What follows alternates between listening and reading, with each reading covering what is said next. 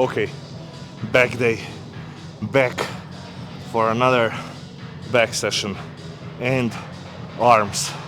I'm gonna do arms in the end.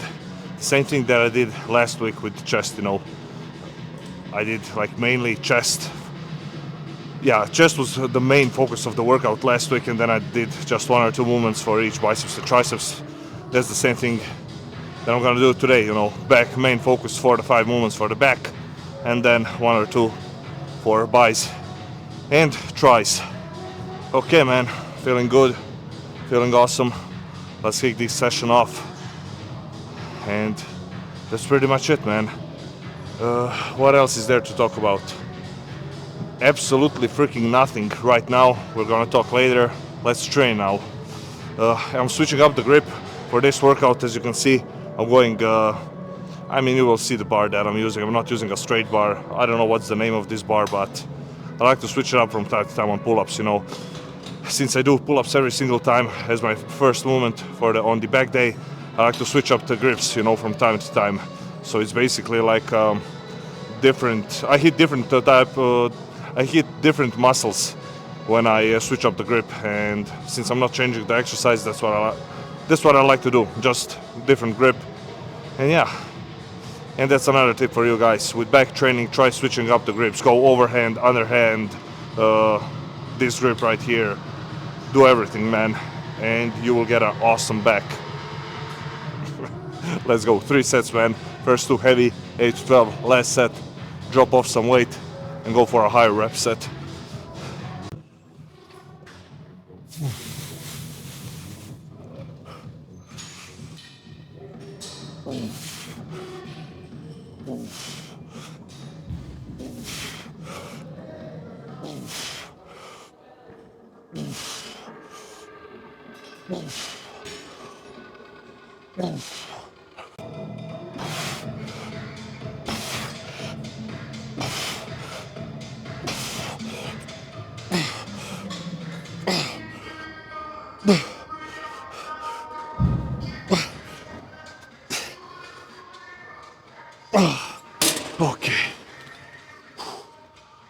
Okay, let's do some rows. Okay, it's time to do some rows. I'm going wider grip this time instead of going closer grip, because if I remember correctly, I did closer grip last training session. So yeah, I'm just mixing things up. Like I already said, man, switching up the grip from time to time to hit different part of back and get that nice overall back development with absolutely no holes. Could you say it like that? Yeah, you could. Okay, let's go. First set, straight set, 8 to 12. And second set, I'm gonna do my rest pause set. Pump out 8 to 12 reps. Then rest 30 seconds, go again. And that's it. That will be the second set, aka rest pause set. Let's freaking go.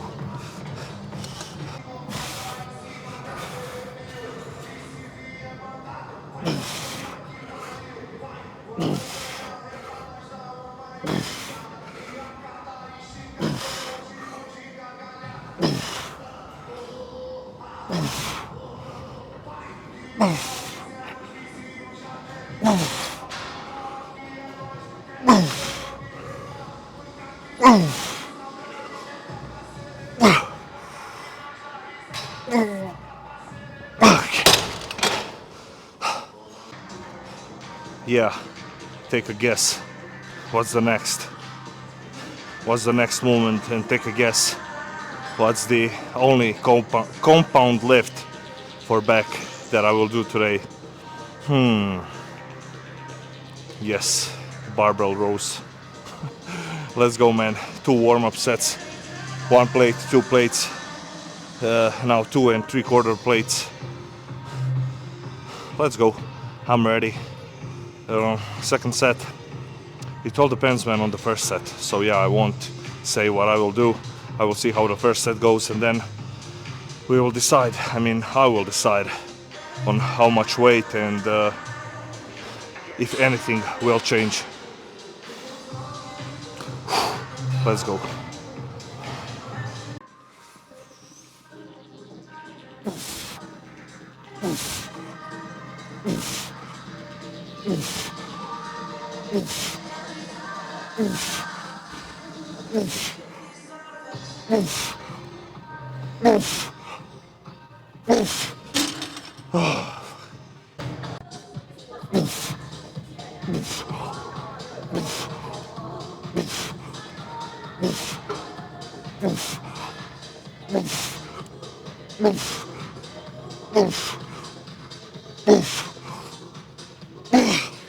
Okay.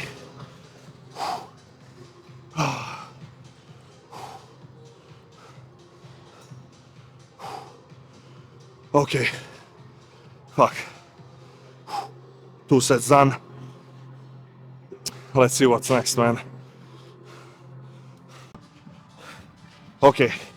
Before we get into next exercise, I just want to say, when you're doing barbell rows, there you can also switch up the grip, guys. You know, you can go underhand grip, and when I go underhand grip, I mean, I haven't done that in a while, but when I do that, I feel my lats a lot more when I'm doing barbell rows. And I think the reason for that is I can simply get my elbows closer to my body. And we all know, man, by now, as your elbow gets closer to your body, you will target more of your lats than your mid and upper back traps, rhomboids, you know. So that's another tip for you guys.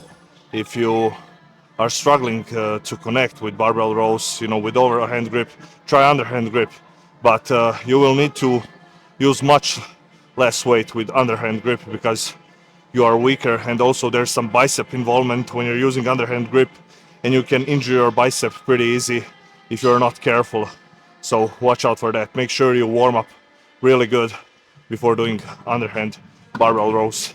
And another tip, man, leave them at the end of your workout so you won't be able to use as much weight and the risk of injury will be lower. And that's, you know, I think honestly that's the best approach if it's your first time doing it. You know, if it's your first time doing any specific exercise that's, you know, that has a, let's say, a higher risk of injury or something like that, leave it at the end, you know, and you know, you will use less weight and you minimize the risk of injury.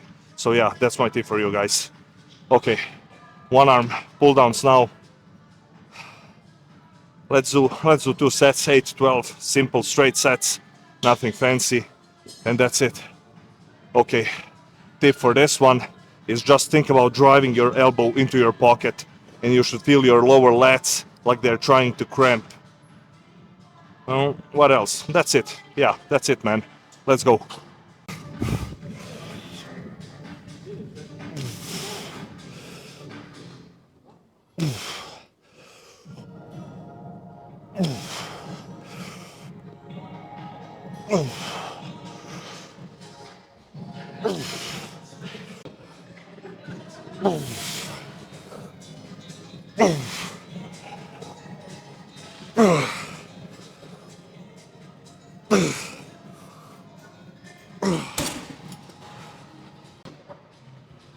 Okay, there was a change of plans. I did 3 sets in the end of those one arm cable pull downs.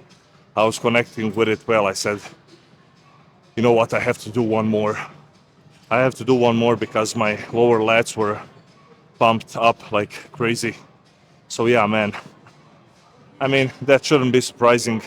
You already know how I train. Sometimes I switch things up on the go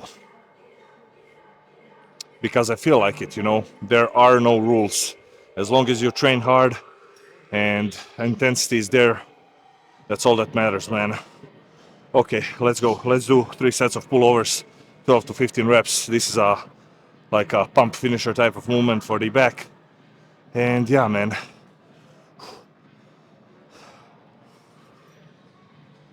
Oh. Oh.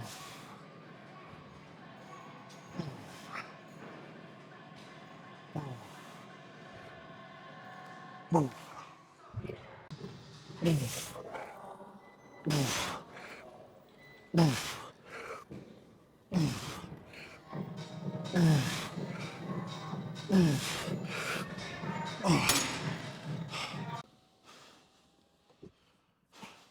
boom, that's it, man.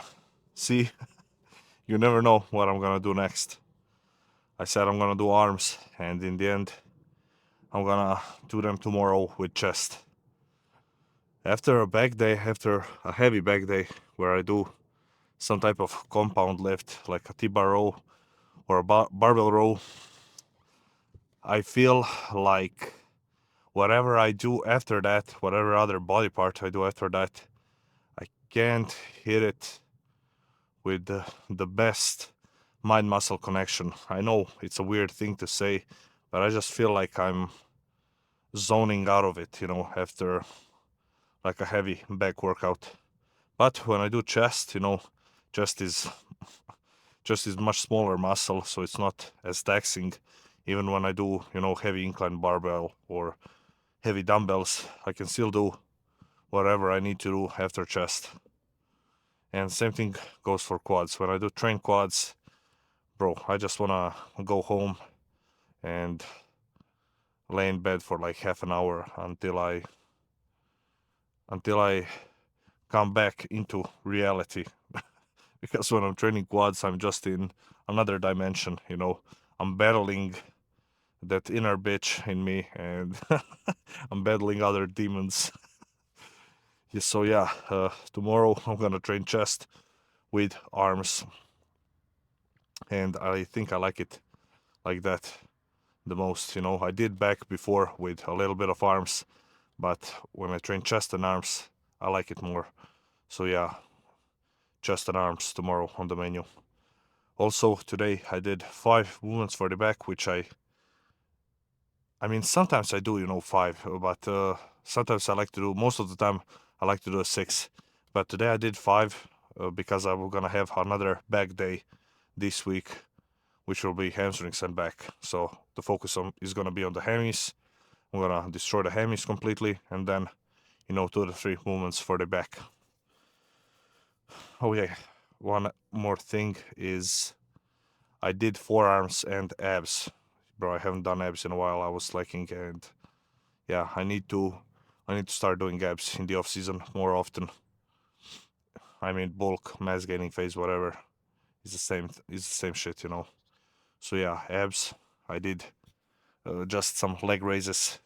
When I train abs, I mostly focus on leg raises, for the lower abs.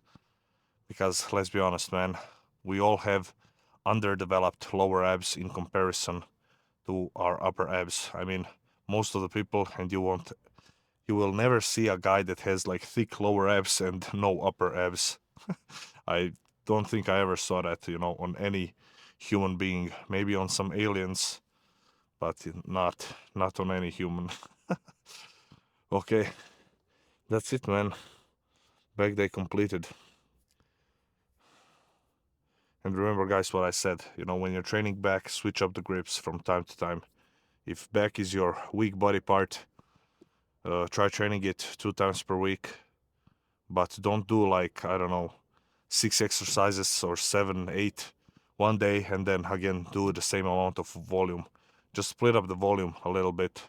Maybe do 4 or 5 on one day and then 2 or 3 exercises on second back day of the week.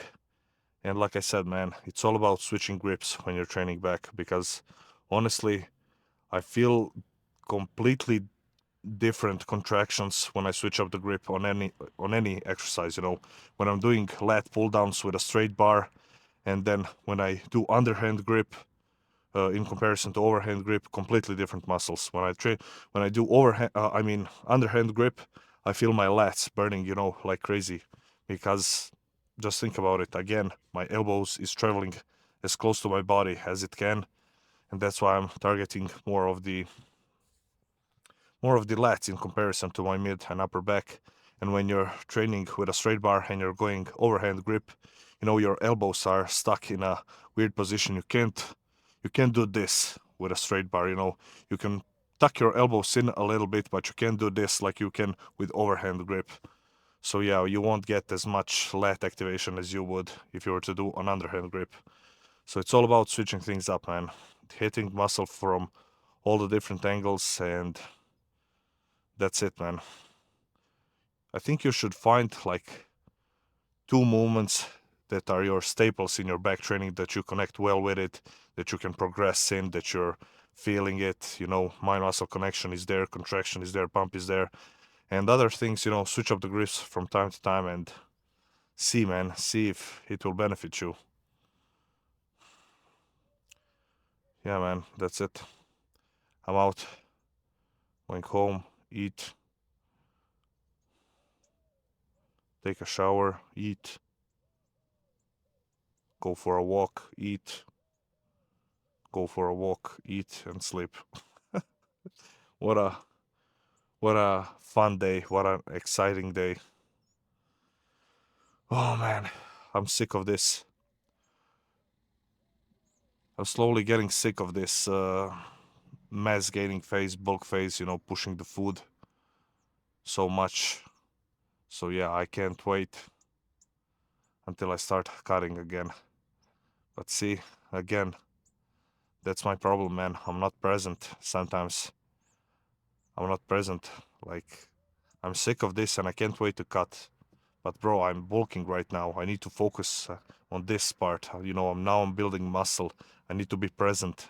Forget about cutting. I try to remind myself that every single time that when my mind goes into the future and thinks about other things that will come, I try to pull myself back, pull my mind back into reality, into the present moment, and think, okay, I'm bulking now. Let's enjoy this, man. Now I'm growing. Now I'm improving my physique. The cut will come. And it's the same thing, man. Every single time when I'm cutting, I'm like, oh my God, man, I'm so hungry. I can't wait to eat again, to bulk.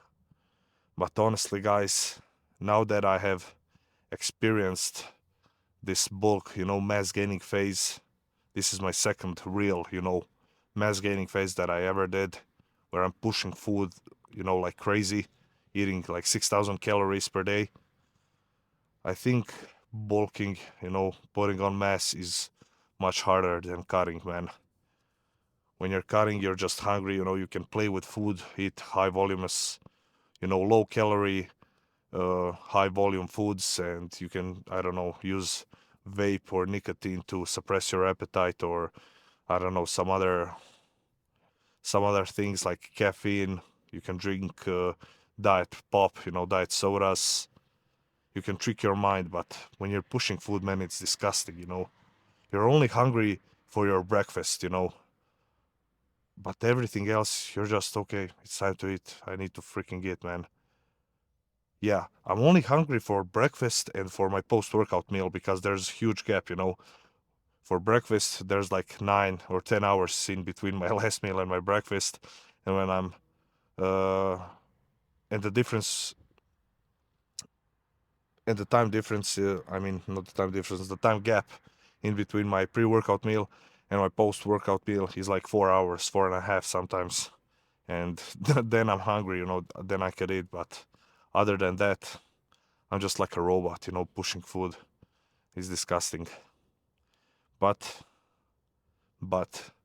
you shouldn't feel like that, in the first month or two when you start your bulk.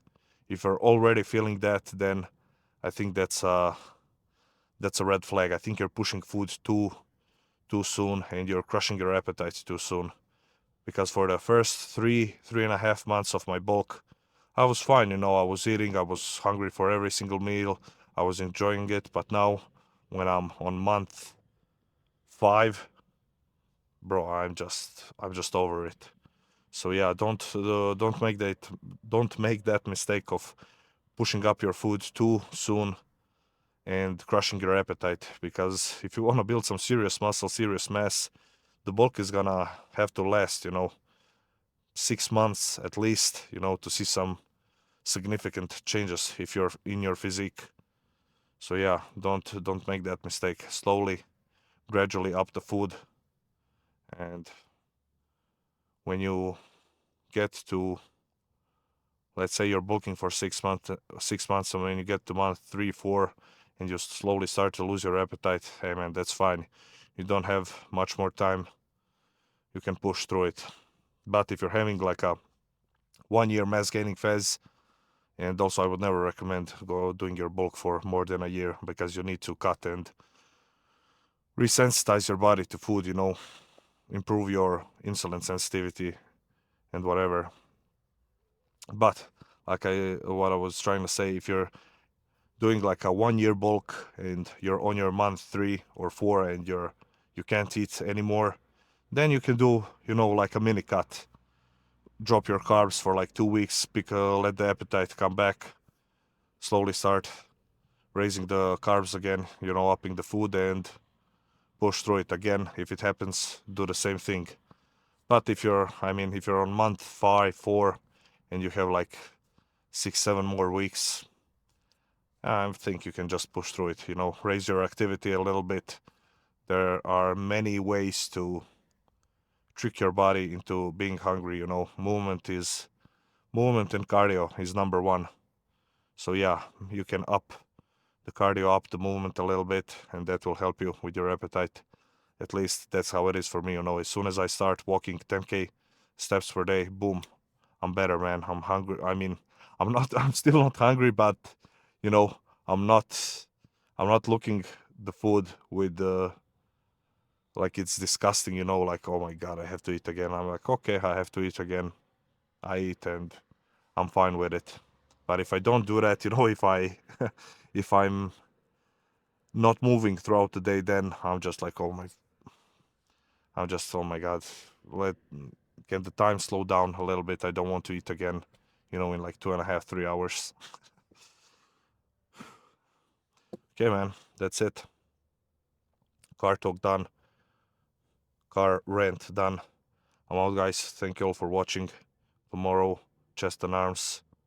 See you then. I'm out.